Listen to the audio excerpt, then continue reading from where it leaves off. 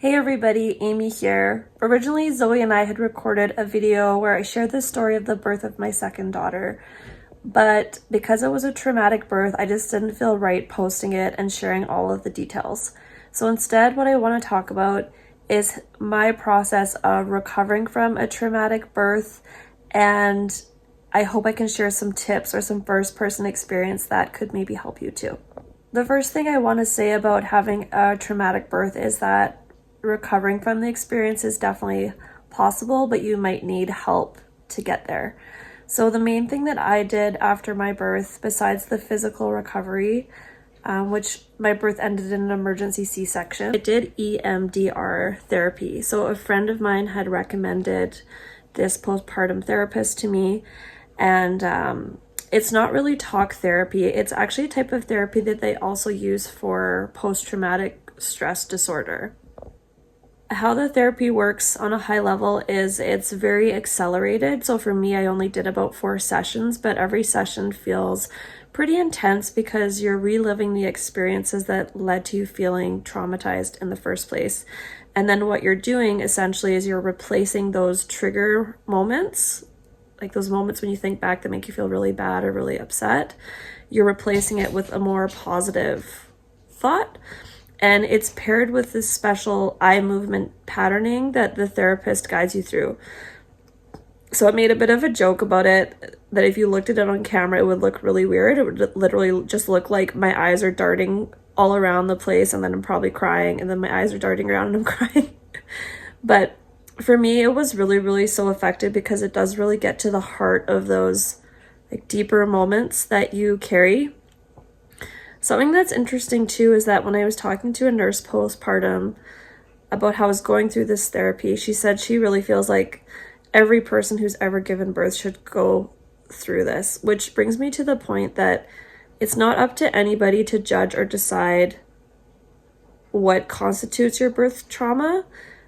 Somebody could have a first-time labor and, according to the doctors, everything could have gone textbook, but you may still feel traumatized by the experience of giving birth itself, the physical recovery, the mental toll it takes on you.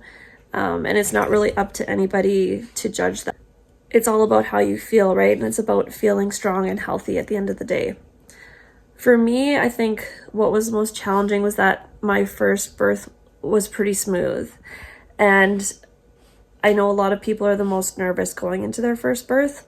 But I felt like because my first birth went pretty smooth, I think I got a little bit too confident that oh, this was all me that made this go so smoothly, right?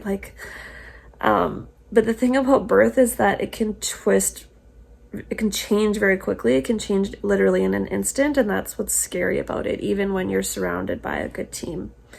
So, I guess I would just recommend that you treat each birth as its own thing. You could have a bad first birth experience and then have a better second one, or vice versa. I feel like the first birth is usually where people are more traumatized, and then having known what's going on, they get a little bit more confident the second time. For me, it was the opposite. So it really stripped my confidence. It really affected how I felt about giving birth to my children.